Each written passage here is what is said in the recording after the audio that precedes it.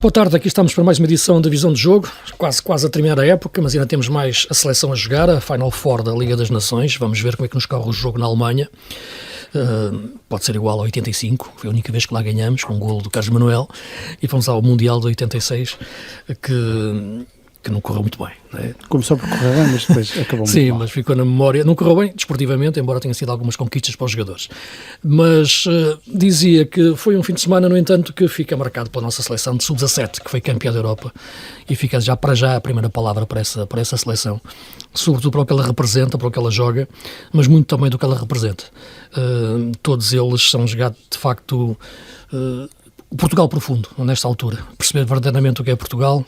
Portugal sempre foi um país inclusivo, acolhedor, que recebeu sempre gerações de segundos imigrantes, sobretudo a lusofonia, e portanto nesse sentido, ver o primeiro golo que sentia, marcado pelo Anísio, a forma como ele que é, de origem guineense, sentir toda a lusofonia de Portugal, e numa altura como esta tem um significado ainda maior. E por isso queria deixar esta palavra forte àqueles miúdos todos. Eles representam-nos, sem dúvida nenhuma. Somos nós que está ali. Aliás, a história de Portugal, da seleção portuguesa de futebol, começa desde aí, desde o tempo de Peruteu, Eusébio, Matateu, Coluna, todos têm o Jordão, até aí, toda essa dinastia que nos entusiasmou, vinda desses países lusófonos que nós sentimos com emoção. E por isso o jogo foi fantástico. Acho que Portugal fez um grande jogo, estão ali muitos miúdos com qualidade, e sobretudo a época passada, o ano passado jogámos, já havia o Kenda e o Mora, não é? Portanto, havia estrelas já a jogar nas principais equipas. Esta seleção não tem jogadores das primeiras equipas, mas eu via jogar a equipa bem treinada pelo Bino, com uma qualidade coletiva fantástica no jogo ontem, sobretudo o jogo ontem frente à França, uma seleção forte. Ganhámos por 3-0 e de facto foi um jogo entusiasmante. Estamos aqui os três para falar disso e de tudo. Nuno Vieira, número 10 do jornal O Jogo, portanto capitão de equipa, diretor do jornal O Jogo. A Sofia, que é uma espécie de podia jogar no meio campo do PSG, seria o sonho dela. E eu, como vivo com a bola na cabeça, e portanto à procura sempre de uma linda jogadita, por amor de Deus, né? Como dizia o Eduardo Galeano.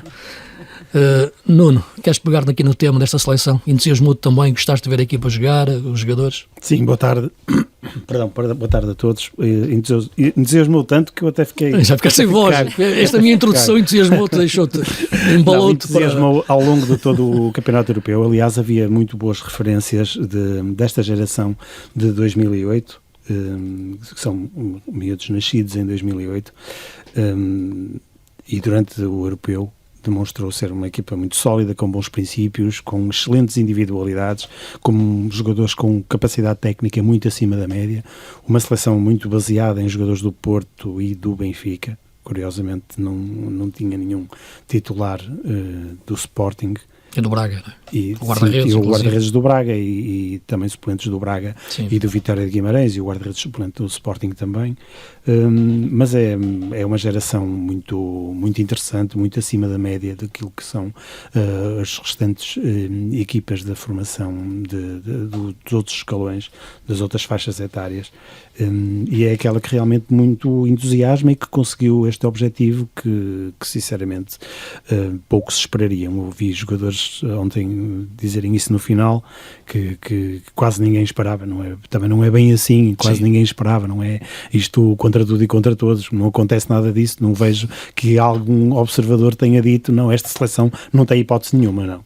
Mas realmente jogar contra aquela França com um poderio físico tremendo, uma França a quem nunca tínhamos ganho neste escalão, sub-17, e fazer aquela exibição que ainda por cima começou tudo a correr muito bem, mas até ao primeiro golo notava-se que Portugal poderia ali num lance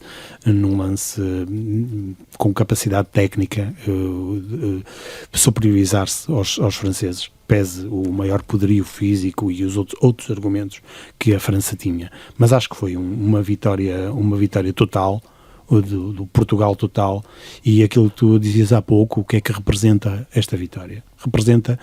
Para mim, representa esperança. Esperança num futuro muito risonho para estes miúdos. Há muita gente a jogar futebol, muita gente com qualidade, muitos perdidos nos distritais, o sistema de competições promove muito esta competitividade que há agora com a criação da segunda divisão, que antigamente só havia a segunda divisão nacional no sub-19, agora a segunda divisão nacional no sub-17 e no sub-15. Essa alteração do quadro competitivo foi interessante porque promoveu a competitividade. Na segunda divisão, nas segundas divisões nacionais destes escalões já se vê muita qualidade, e é aí que depois os grandes, e aqui incluo o Braga e o Vitória de Guimarães, vão pescar estes jogadores que com tremenda qualidade. Vimos jogadores, por exemplo, do lateral esquerdo Neto, do Mineiro Rosterlense, há um jogador do Porto que era de Cerveira, há vários jogadores há uma prospecção de camadas jovens. Correto, e bem feita, e aqui também devemos dar o mérito. O Domingos Paciência entrou agora e já ganhou um título com apenas 3 meses como diretor técnico, mas o diretor técnico adjunto, José Guilherme, e o coordenador técnico Daniel Barreira já faziam parte desta estrutura há alguns anos, e sem dúvida que têm também todo o mérito, juntamente com a equipa técnica de Bino, mas não só a equipa técnica de Bino, que merece todo o destaque, porque parece-me ser uma pessoa, um treinador conhecedor, que, com algumas provas dadas, e a maior prova foi mesmo esta, que sempre acreditou, e nota-se um ambiente fantástico entre os miúdos, e acho que esse foi o grande segredo, mas também esse trabalho que é desenvolvido na Federação, na formação, trabalha-se muito bem na formação, e temos visto também alguns jovens que são descobertos em países estrangeiros, jovens descendentes de portugueses, que são aproveitados e muito bem, são chamados à seleção portuguesa para serem avaliados, são devidamente avaliados, são chamados e depois têm as suas oportunidades de acordo com o mérito que revelam ter, e constituindo mais-valias sem dúvida, que são os jogadores a aproveitar. Por exemplo, temos aqui um exemplo do Gil, que era foi um jogador talismã, que sempre que entrava nos jogos marcava, e ainda ontem entrou e marcou, e teve até ao ano passado a jogar no Luxemburgo. Ele vivia no Luxemburgo e veio para o Benfica, esta época.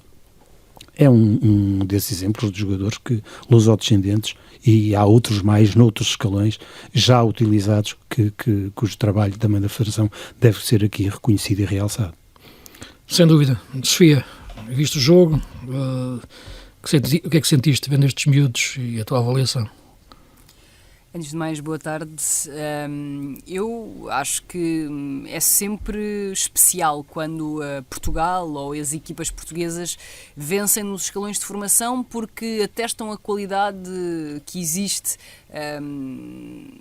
neste povo, não é? Em relação ao futebol, e não só, também traz esperança para o futuro, traz esperança relativamente à modalidade, porque há sempre muitas teorias do apocalipse de que os miúdos vão deixar de gostar de futebol, e temos sempre gerações talentosas a aparecer, e isso deixa-me sempre muito satisfeita. Depois há aqui um outro lado, mais frio, se calhar, da minha parte, relativamente aos troféus dos escalões de formação, é que eu não lhes dou particular importância, não no que concerne à experiência dos miúdos em si, porque isso é algo que nunca vão esquecer, independentemente do caminho que as suas carreiras tomarem, dos caminhos, aliás, que as suas carreiras tomarem, nunca vão esquecer esta experiência, seja em Portugal, seja na Youth League, por exemplo. Já houve vários casos de miúdos que venceram essa prova e depois acabaram por não ter continuidade de relevo na modalidade, porque eu acho que, sinceramente, os troféus da formação têm de ser enquadrados. A formação serve para formar, acima de qualquer outra coisa, não serve para vencer troféus. Se conseguirmos vencer troféus, melhor ainda, mas não acho que esse seja o objetivo dos escalões de formação, sejam eles de clubes ou de seleções. Aliás, como sabemos, às vezes há miúdos que não estão nestes escalões para disputar troféus porque já estão patamares acima nas equipas principais ou à beira das equipas principais, e é aí que eles têm que estar para poderem desenvolver-se, para poderem crescer e para poderem melhorar. Portanto, eu olho para isto de uma forma um bocadinho pragmática, porque eu prefiro não é prefiro, não é uma questão de preferência, eu quero ver é qualidade enquadrada no contexto certo para que possa crescer, para que possa alimentar-se de desafios que realmente estimulem o crescimento do jogador de futebol. Isso é o mais importante. Portanto, o que eu quero dizer com isto é, olhando para a seleção de sub-17, se lá não estivessem jogadores sub-17 ou que pudessem estar inscritos nesta competição para estarem em equipas mais exigentes do ponto de vista competitivo, porque é lá que têm de estar para crescer, eu prefiro que eles estejam lá do que estejam a competir pelo europeu de sub-17. De resto, deixa-me dizer-vos, aliás, que para mim o melhor jogador desta seleção é o Rafael Quintas, médio defensivo, médio do Benfica. Acho que tem um potencial e um teto brutais. Vamos ver também como é que o Benfica aproveita este jogador, mas depois também tivemos outros que se destacaram, desde logo o Mateus Mid foi provavelmente o mais mediático, digamos assim, apesar de o Rafael ter ganhado o troféu do melhor jogador da competição, mas o Mateus Mid foi um jogador muito irreverente também. Esse mais um 10, o Mateus, não é? É isso, o Bernardo era o mais o 8 e o Bernardo Quintas Lima, assim, o 6. Mais o 8. Sim. E o Mateus Mid também, como esteve envolvido em muitos lances de perigo, também teve bastante popularidade, digamos assim, junto das pessoas que acompanharam o europeu. Portanto, juntando a tudo isto, aqui um bom enquadramento, eu acho que há aqui matéria-prima, como se costuma dizer, para os clubes trabalharem e depois, claro, por consequência também para continuarem a oferecer qualidade às nossas seleções. Sim, sem dúvida, eu partilho dessa tua ideia, sem dúvida nenhuma, que o mais importante que os títulos são de facto esse enquadramento de qualidade e de formação e de crescimento e de maturação da formação de todos estes miúdos dentro daquilo que é a tal política que o Nuno referia, que hoje sentes que existe na Federação, num enquadramento perfeito. Ele falou ali no Bino, que de facto é um treinador e que acho que tem, e conheço bem, tem o perfil certo em relação até ao comportamento de treinar estas camadas jovens, e falaste também de uma pessoa importantíssima que é o Zé Guilherme, não é? Portanto, que conheço bem da Faculdade de Desporto do Porto e que tem esse enquadramento também de perceber tudo isso que é essa maturação do crescimento que é preciso fazer nestes miúdos. E de facto, se pensarmos na seleção, ainda há pouco tempo eu estava com o João Moutinho, que fez parte da seleção sub-17, que foi a primeira que foi campeã da Europa em 2003, e o João não jogava na equipa, tinha dificuldade de entrar naquele meio campo, que tinha o João Coimbra e tinha um miúdo que jogava muito naquela altura, o Márcio Sousa, que era Maradoninha, chamava Maradoninha. Mas se quiseres ir a temas mais recentes, sim, mas não, a Youth League não tinha Vitinho a titular, Vitinho era suplente. Sim, também vinha de uma lesão, Vitinho. Sim, mas isso para te dizer que muitas vezes estes miúdos têm que ter durante este tempo que fomos evoluindo, o enquadramento eu acho que a Federação cresceu sobretudo no tratamento das seleções. Eu acho que Fernando Gomes foi um grande presidente das seleções, nesse sentido. E acho que as seleções, todo enquadramento de trabalho de seleções ao longo destes últimos anos tem sido notável. Claro que podíamos ir atrás às fundações das bases, com o Carlos Queiroz e final dos anos 80, início dos 90, mas eu acho que este trabalho todo que tem sido feito na cidade do futebol, por todas estas pessoas que tu falaste, é fundamental para termos este enquadramento de crescimento deste tribo do futebol. Deixa-me só dar aqui também um pormenor.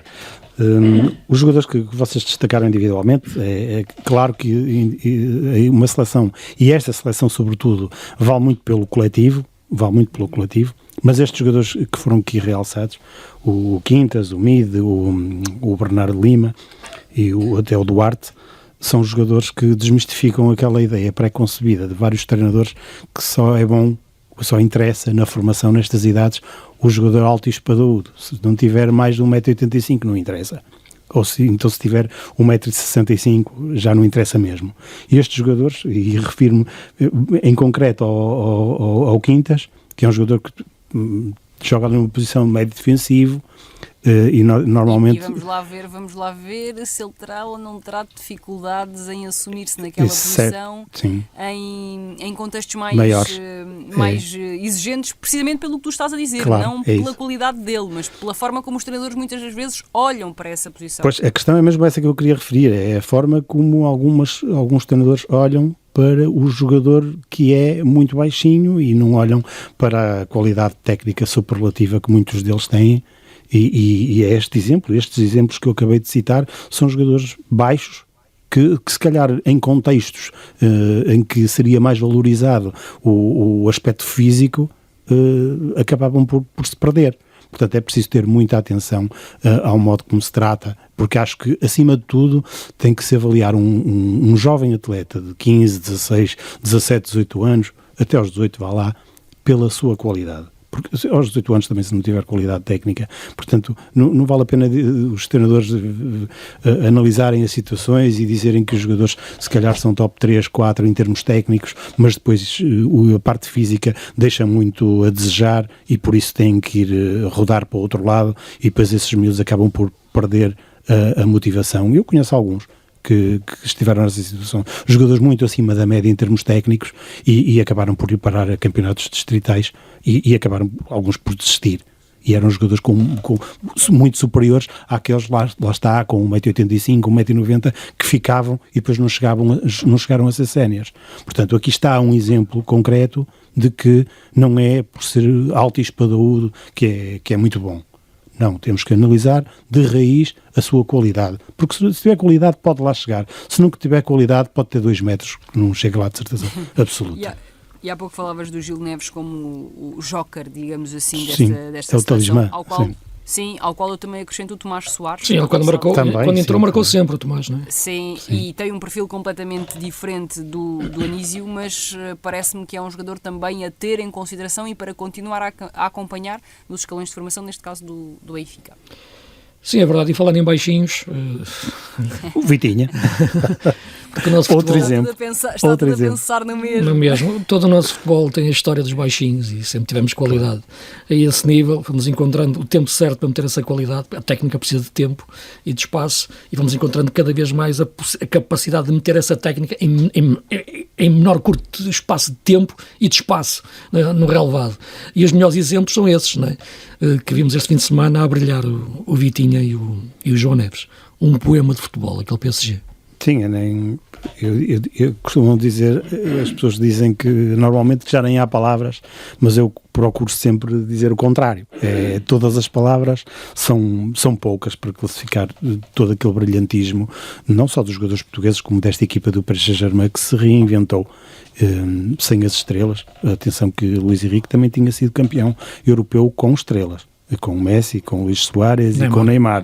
Mas o PSG precisou de se livrar de algumas estrelas, neste caso de se livrar, entre aspas, porque ninguém dispensa jogadores com essa qualidade. Mas, enquadramentos diferentes. O Barcelona tinha um enquadramento coletivo para ter esses jogadores. E esses jogadores já estavam numa fase da carreira, sim, também além disso. Neymar e Messi, numa fase da carreira, que já pensavam muito mais no eu e naquilo que era a sua imagem externa, do que propriamente em produzirem para a equipa e integrarem um coletivo forte. E sem coletivo forte também não vamos lá.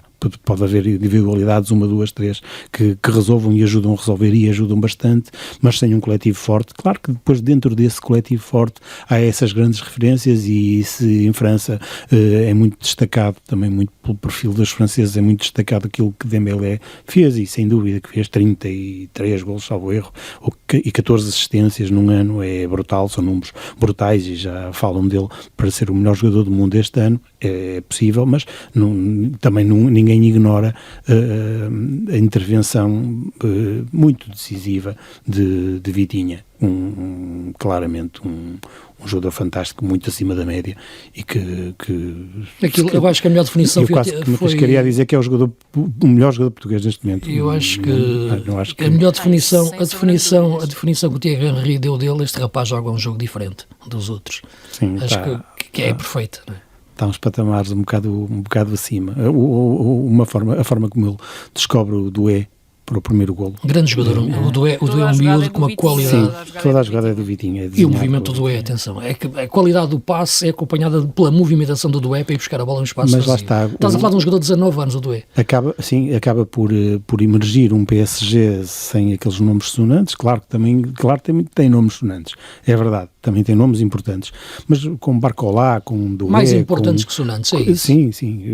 Com Vitinha, com o João Neves... Kvaratskhelia, há muita gente a esquecer-se que Kvaratskhelia... Foi um jogador que encaixou como uma luva no PSG.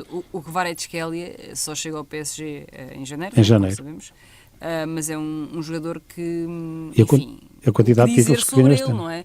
Até porque o Kvaratskhelia junta duas coisas que geralmente são vistas como antagónicas, que é a qualidade que tem para atacar e o comprometimento defensivo. Eu lembro-me de vários lances, já com o PSG em clara vantagem no jogo e sempre com a sensação de que poderia dar goleada, a fazer picos para trás para acompanhar os jogadores do Inter. E assim... Isto não significa que todos os que têm qualidade técnica façam isto, mas este comprometimento do Kvaratskhelia acaba por atestar que as duas coisas podem perfeitamente andar de mão dada, desde que lá estás, também estejas numa equipa em que te sintas bem, em que te sintas confortável, em que saibas o que é que andas ali a fazer, não é andares a correr sozinho para depois a equipa estar toda disposicionada, não é isso. Agora, na verdade, também estes jogadores sentem um grande comprometimento relativamente às missões que têm dentro de campo, porque todos sabem o que estão a fazer e todos sabem que a probabilidade de as ações individuais depois acabarem por desaguar num grande espetáculo coletivo é enorme, porque este PSG é uma equipa de autor e é uma equipa que ganha duas vezes. E porquê é que eu digo isto? Porque não ganha só o troféu o PSG. O PSG ganha o troféu, mas ganha sobretudo com a sua identidade. E aí tu ganhas sempre duas vezes. Porque quando tu perdes sem identidade, tu perdes duas vezes, porque perdes o que queres ganhar e não fica nada, não sobra nada. O PSG, se porventura eventualmente tivesse perdido este jogo, porque eu já vi tudo no futebol, já vi exibições brutais e por acaso esta Champions teve uma que foi o PSG-Liverpool da primeira mão, em que o jogo acaba de forma completamente estranha para aquilo que aconteceu dentro de campo. Portanto, eu já vi tudo e o que eu quero dizer é, se este PSG tivesse perdido eventualmente, num acaso que o futebol às vezes nos oferece, esta equipa não perdia tudo de certeza absoluta, porque há ali um projeto, há ali uma forma de jogar, há ali uma identidade, há ali uma liderança, há ali um grande treinador e projetos de jogadores espetaculares. Já falaram do Doué, mas o Pacho tem apenas 23 anos, um jogador que chega e encaixa desta forma magnífica. É o jogador mais utilizado do PSG esta época. Faz uma Champions incrível, além da época, claro, mas a Champions do Pacho é incrível. Ele fez uma exibição contra o Liverpool, nas duas mãos, diga-se, espetacular. Já falámos de Kvaratskhelia, já falámos das novas missões que Luís Henrique encontrou para Dembélé. Enfim, é uma equipa mesmo de autor e sinceramente lembro-me das declarações de Luís Henrique no início da competição, quando disse que gostava de ganhá-la, mas gostava de ganhá-la a jogar o futebol que ele quer jogar e portanto por isso eu vejo uma dupla vitória para Luís Henrique, que mais uma vez atesta que é um dos melhores treinadores do mundo. Acho que já não há sombra de dúvida relativamente a isso.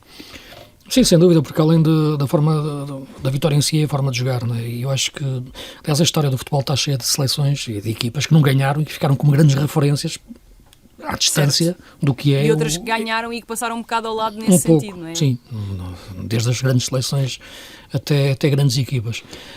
Mas, sobretudo, fica a marca de Luís Henrique, desde que foi treinador, começou a treinar a Roma, né, já aqui há alguns anos, que se mostrava a escola do futebol espanhol, a escola Barça, né, a escola do toque, né, e isso foi até hoje neste PSG.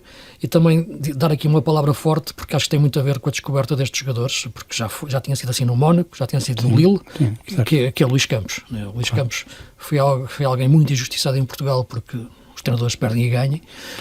E ganham. E teve a infelicidade de descer aquelas duas várias vezes e foi de facto quase proscrito aqui em Portugal.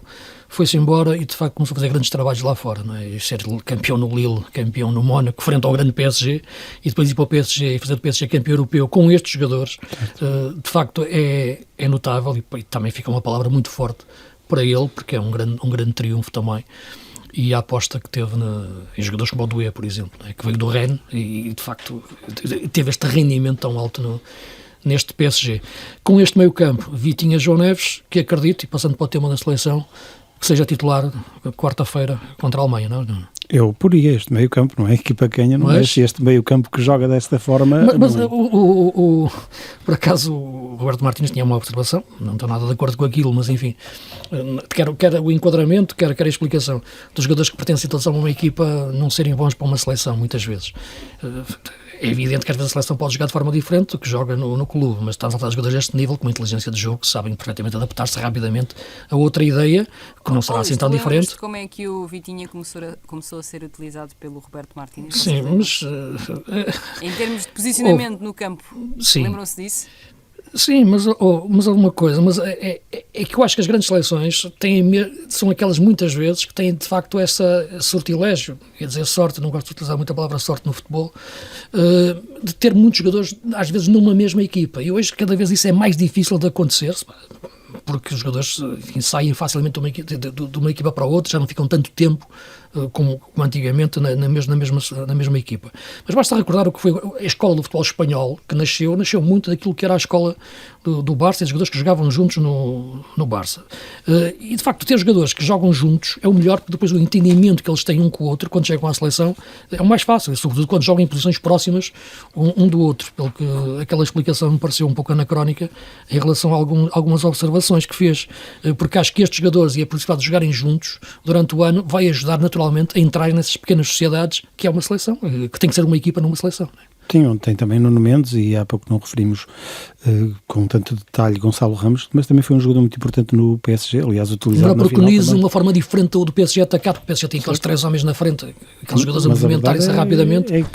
Não tens um 9 clássico, não é? A quantidade de jogos que ele fez, agora, ou seja, não é um jogador dispensável. Não é, de forma alguma. Pelo contrário, é um jogador muito importante, utilizado em imensos jogos. Mas o que eu te quero dizer é que eu acho que estas bases, coisas diferentes. Sim, estas bases destes jogadores que jogam juntos em clubes, é importante para depois serem aproveitados na seleção, essas pequenas sociedades. O Campeonato Europeu de Sub-17 é esta demonstração, mais um exemplo. Benfica e Porto. Mas podes ir à seleção campeã europeia de Portugal, tinha o meio campo do Sporting, por exemplo, e foi aproveitado não inicialmente por Fernando Santos, mas depois ao longo da competição acabou por perceber que era a forma mais fácil. O Adriano, falas no Adriano, no João Mário e no Bruno Fernandes na altura. E no Euro 2004, a final de Portugal, também. A final de Portugal foi à final do Euro 2004, com aquela derrota que nem é bom lembrar. Essa era a base do mas Porto. Também é a base do Porto, não é? Com Manis, Costinha e Ideco. Sim, mas eu acho que a Espanha está aqui numa curva completamente à parte da maioria, porque o que falavas sobre o meio campo do Barça, ou neste caso sobre a cultura do Barça,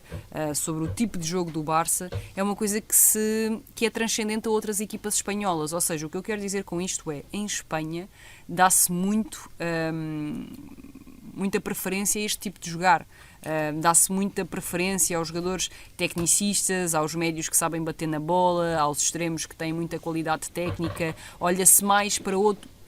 A forma como os vários clubes espanhóis olham para as características dos jogadores, ou para aquelas que acham que são as melhores características dos jogadores, são parecidas. Claro que depois há sempre alguns casos desviantes, mas na maioria, se tu vires uma equipa da formação do Villarreal a jogar, eles jogam assim, jogam sim, o passe, com padrões, como meio de exatamente, comunicação. Com padrões muito parecidos, e isso é cultural em Espanha. É um estilo.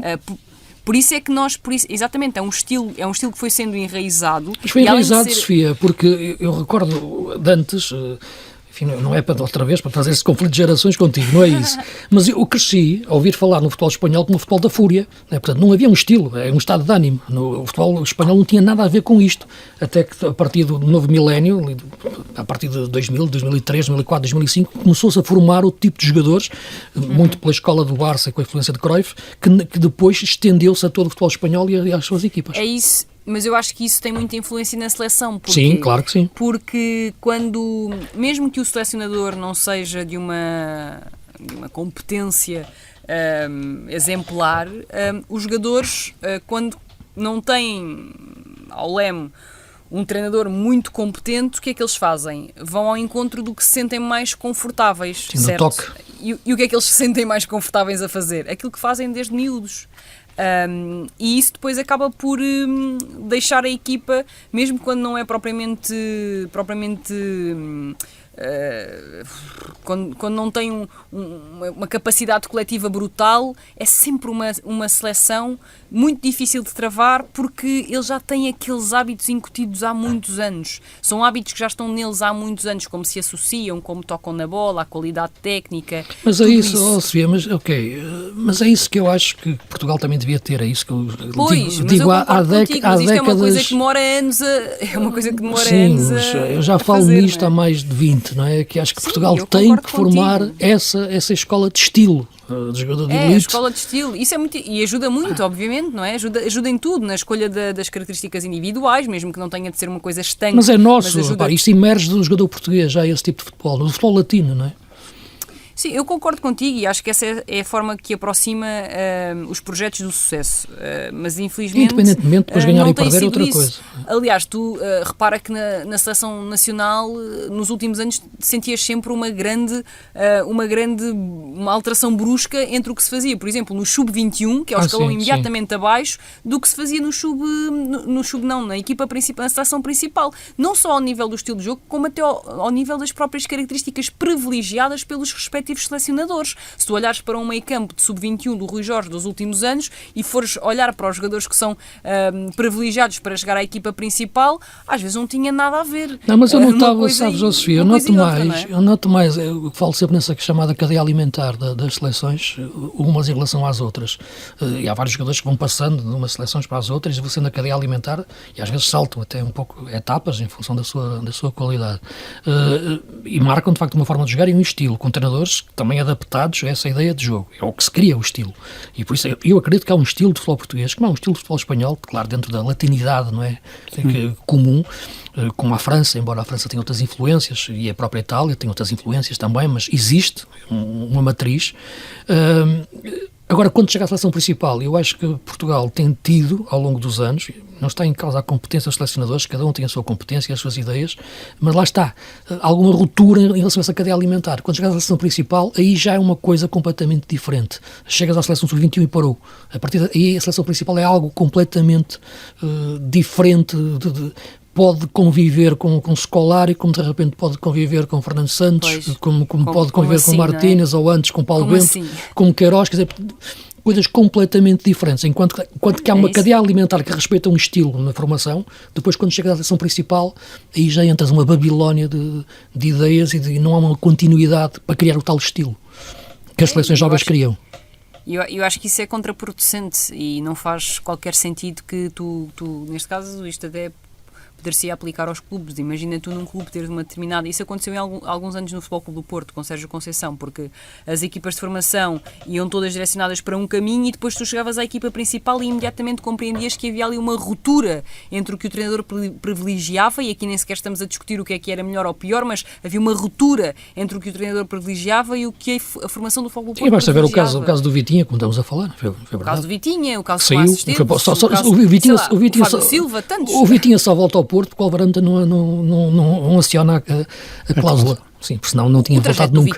O trajeto do Vitinha é inacreditável, porque de facto ele passou por vários treinadores que olharam para ele como se ele fosse mais um. E o Vitinha é um dos melhores do mundo. Agora já de forma unânime, mas e a quantidade de treinadores que passaram por ele e que não olharam para ele de forma especial? Aliás, eu há pouco perguntava-vos se lembravam da forma como Roberto Martínez inicialmente pensou em Vitinha na seleção. Vitinha, nas primeiras vezes que joga com Roberto Martínez na seleção, joga avançado interior esquerdo, digamos assim.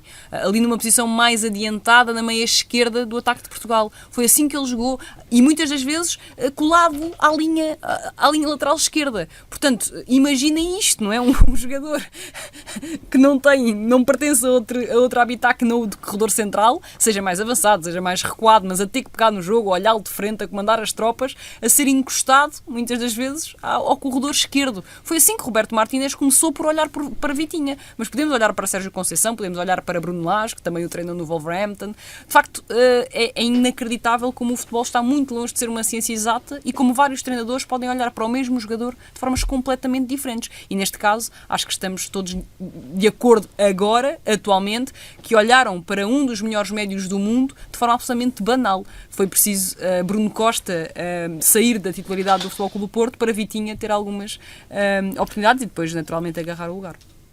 Esta seleção que vai jogar agora na Alemanha, como a tua vez neste momento, Nuno, eu olho para esta seleção porque não é que eu noto muito diferente em relação àquilo que já foi de todas as seleções, ou tudo aquilo que Martínez já utilizou. Mas eu acho que estes jogos para as seleções é que falam as verdades absolutas, não é? E não aquelas fases de apuramento com adversários claramente um nível inferior. É um adversário fortíssimo, a Alemanha, claro. Não exige que Portugal ganhe, mas exige, lá está, que Portugal tenha este comportamento de jogo capaz de também mostrar a sua qualidade dentro de um estilo.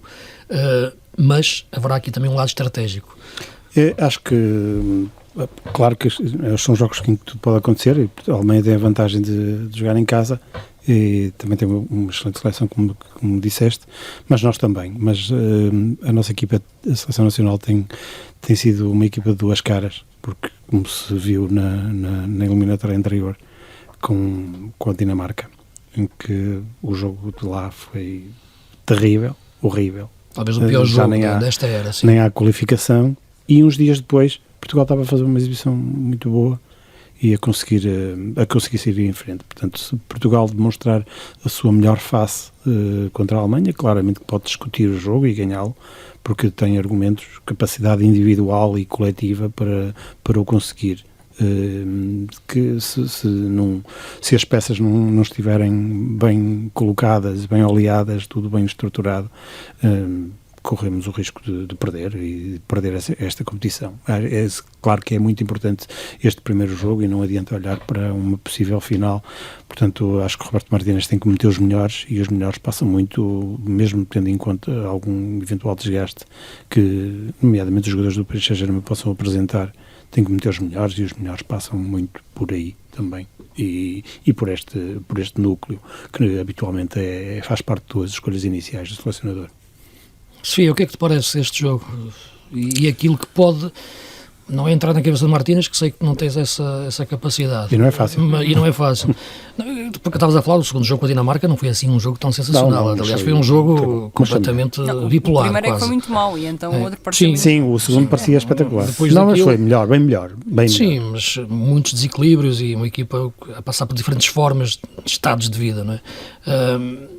Eu tenho que encontrar um. Eu procuro sempre ver pontos positivos das coisas, por isso salientei ali alguns pormenores importantes. Agora, esta Alemanha, estou à espera para ver para onde é que vai vir, se vai ficar no Bayer Leverkusen, não vai sair. Acho que vai ser a grande transferência do verão. Este ano não há grandes transferências, se pensares em grandes jogadores. Fala-se de Liverpool já agora. Sim, o próprio Bayern. Não é? Porque, um dos mais virtuosos também do futebol. Não, porque este ano não há, se esta época há sempre uma grande transferência de perceber, como aconteceu com o Mbappé, a época passada, mas a perceber o grande craque. Também há o Mundial de Clubes, não é? Porque isso também, de certo modo... Não acho que vai mudar muito. Não? Eu acho que não vai mudar muito, mas de certo modo retraiu a grande transferência da época, eu acho que pode ser do Wirtz. Se pensar em grandes jogadores. Eu acho que tem influência no Mundial de Clubes. Vamos lá ver se o Cherki não vai para o City. Sim, acho que tem a ver o Mundial de Clubes, porque acho que as dificuldades que os clubes que tentam contratar neste momento para o Mundial de Clubes têm sido muito grandes. Muito grandes porque o vendedor... No meio da época, claro, este Mundial de Clubes ninguém sabe se é uma pré-época, se é um final. Ninguém sabe, exatamente. Mas a verdade é que os clubes têm tido muitas dificuldades. Quem quer contratar, porque o vendedor... Eu também, se fosse vendedor, se fosse dirigente de um clube, também percebia que o aperto na garganta que estava do outro lado. Ou seja, o desespero, por vezes, leva a algumas loucuras no futebol. Sim. E este é um desses casos, porque, evidentemente, vamos colocar as coisas, pontuar as coisas para um lado de um clube português, o Porto, que tenta contratar o Gabri Veiga. Noutras circunstâncias, sem Mundial de Clubes, vocês não acreditam que Gabri Veiga viria por 12, 13 milhões? Não viria por 16 ou 17 milhões mais bónus. O caso de Gabri Veiga é um caso especial, porque estamos a falar de um jogador que antes de ir para a Arábia estava super, hiper, mega valorizado. Certo, o jogador estava associado inclusive ao Barcelona e ao Newcastle, ou seja, ele tinha imenso mercado, foi uma escolha de carreira, legítima, como qualquer uma, mas o que eu quero dizer com isto é que eu concordo com o teu ponto, mas acho que o Gabri Veiga tem aqui um estatuto especial, porque era visto mesmo como um médio... diferenciado. Sim. Na altura em que vai para a Arábia. Mas na Arábia não valorizou de certeza absoluta. Não. De certeza que não e não valeria mais, sem Mundial de Clubes, tenho a certeza que não seria vendido por 13. O teu ponto é super válido. Por isso acho que há um aproveitamento legítimo dos clubes vendedores, tendo em conta as necessidades das equipas para se apresentarem competitivas no Mundial dos Clubes, e acho que isso conduz a uma retração do mercado, sem dúvida nenhuma, não tenho dúvida nenhuma sobre isso. Sim, diz. Não, ia apenas referir, para quem se pode eventualmente ter esquecido, que a Alemanha vai defrontar Portugal em Munique, é certo, mas sem Musiala, que é uma peça fundamental. Está fora. E Rudiger, está fora, está recuperado, mas o Bayern Munique não o libertou.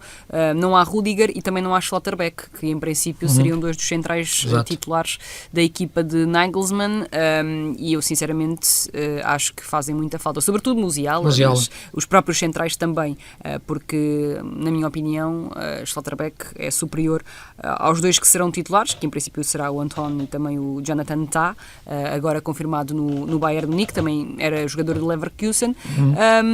E, enfim... As pessoas olham para estes 11 da Alemanha, para estes convocados da Alemanha, e há uma tendência muito, muito clara e natural de se olhar para estes jogadores e pensar, a qualidade da Alemanha está a passar um bocadinho por aquela fase do Brasil, não é? Que é aquela questão de não haver aqui nomes como outrora existiram na seleção alemã, mas a verdade é que a Alemanha tem um grande selecionador. O Nagelsmann era um treinador brutal, na minha opinião, e acho que atestou no europeu que a Alemanha era uma das melhores equipas, na minha opinião, a melhor seleção atrás apenas da Espanha. Sim, aliás, portanto, cai com a Espanha num grande jogo, nessa grande Alemanha-Espanha, sim. E, portanto, apesar de não haver aqui individualidades como outrora tivemos na Alemanha em quantidade, a verdade é que a equipa, enquanto coletivo, vale muito, e é preciso ter atenção a isso, porque estes jogadores bem enquadrados, todos eles têm qualidade para poder causar à seleção uma noite complicada, caso a seleção, lá está, apresente o nível que tem apresentado nos últimos jogos. Sim, acredito que Portugal possa... O meu receio é que Portugal vá optar por uma postura demasiado de expectativa, de baixar o bloco, de não querer ter... Não é o querer ter a bola, porque todas as equipas querem ter a bola, mas ter uma postura em que, quando tem a bola, não se querer libertar dela rapidamente. E não pode haver um paralelismo com o jogo contra a França, Luís, porque a França também é uma equipa que tem uma postura às vezes parecida à de Portugal quando chega a estes jogos. A Alemanha não. A Alemanha é uma equipa que está sempre à procura do protagonismo. Por isso falo na questão do estilo, daquilo que é o lado latino do jogo. Queres dar aqui algum último toque? Não, ia só dizer que os primeiros 10, 15 minutos serão muito, muito importantes para se perceber a forma como estrategicamente... Percebe logo aquilo que o jogo pode ser. Sim, o desenho que o Roberto Martínez fez para este jogo. Eu não sei se Portugal entrará assim tão na expectativa como estás a achar que vai acontecer. Não é achar, recear. Eu acho que não vai entrar na expectativa, acho que vai procurar dividir o jogo e apresentar os seus argumentos desde cedo, porque é um jogo em que é mata-mata, portanto, ou ganha ou perde, portanto tem que arriscar também um bocadinho, e acho que jogar na expectativa contra a Alemanha também não é uma boa ideia, portanto acho que vai ser um jogo interessante de seguir, e eu também acredito, sinceramente, temos qualidade para ir em frente e ir à final e ganhar o troféu, assim todos desejamos. Sim, porque é só um jogo, a outra meia-final é França e Espanha, portanto eu acho que estamos aqui bem representados, estas 4 seleções. Sim, estamos no topo, não é? Sim, está no topo, e é isso que Portugal deve querer sempre, é estar nas decisões, ganhar depois um jogo, uma final é outra coisa, mas conseguir mostrar o nosso futebol é o mais importante. Estamos mesmo aqui em cima do tempo, deixar só uma palavra para aquilo que foi os play-offs que se jogaram este fim de semana, o fim da época, acho que no final dos jogos vi mais alívio do que festejo do Passos, que aguentou-se na Liga 2, quase que ia à Liga 3, onde já não ia há mais de 50 anos, uma equipa que esteve nas Champions há pouco, já foi em 2013, salvo erro, com o Paulo Fonseca, e também foi à Liga Europa depois disso. Salvou-se, não subiu o Belenenses, e também se salvou o AVS, o Aves, como quiserem chamar. Sendo que o presidente do Vizela se demitiu, uma notícia também agora, depois de quem, desculpa? O presidente do Vizela demitiu-se depois de falhar Sim, o Vizela tem um investimento forte estrangeiro, a equipa jogou bem, mas começou mal a época, depois encontrou um bom treinador no Fábio Pinheiro e acabou por não subir, por um autogol em casa, que acontece, é futebol, mas acho que foi a equipa que eu vi jogar melhor na segunda liga. Estamos aqui mesmo no fim do tempo, temos que ir embora, voltaremos para a semana para falar do que foi este jogo da seleção, estes jogos, também perspectivar o Mundial de Clubes, sobretudo em relação a Porto e Benfica. Sigam-nos na vossa plataforma preferida em podcast e também nos sites da TSF e do jogo. Um grande abraço, até para a semana.